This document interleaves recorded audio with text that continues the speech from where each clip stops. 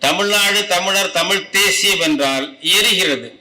தமிழன்னா உனக்கு எரிகிறதான்னு நான் கேட்கிறோம். தமிழகத்தின் அரசியல் களத்தில் சத்தமில்லாமல் ஒரு பெரும் தாக்கத்தை ஏற்படுத்திக் கொண்டிருக்கும் பெயர்தான் பே. மணியரசன். பலருக்கு இவர் ஒரு போராட்டக்காரர், சிலருக்கு இவர் ஒரு சிறுவரு சிந்தனையாளர். ஆனால் உண்மையான மணியரசன் யார்? தஞ்சை மண்ணின் மைந்தராக பொதுவுடைமை சிந்தனையோடு தன் பயணத்தை தொடங்கியவர். தமிழ்த் தேசியமே தமிழர்களின் விடிவெள்ளி என உணர்ந்தார். தமிழ்த் தேசிய பேரியக்கத்தை முன்னெடுத்து கடந்த பல தசாப்தங்களாக தமிழ் மண், மொழி மற்றும் இறையாண்மைக்காக தன்னை அர்ப்பணித்துக் கொண்டவர். காவிரி நீர் உரிமைக்காக கர்நாடக எல்லை வரை சென்று முழக்கமிட்டது முதல் டெல்டா மண்ணை விழுங்க வந்த மீத்தேன் திட்டத்தை விரட்டியடித்தது வரை மணியரசன் நிற்காத போராட்டக் களங்களே இல்லை. தமிழன் இழந்த உரிமைகளை மீட்காமல் ஓய்வதில்லை என்கிற ஒற்றை இலக்குதான் இவரை 70 வயதிலும் ஒரு இளைஞனைப் போல இயங்க வைக்கிறது.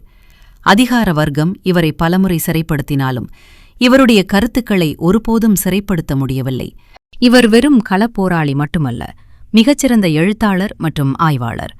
தமிழ் தேசிய தத்துவம், காவிரி உரிமை என இவர் எழுதிய நூல்கள் இன்றும் பல இளைஞர்களுக்கு வழிகாட்டியாக இருக்கின்றன.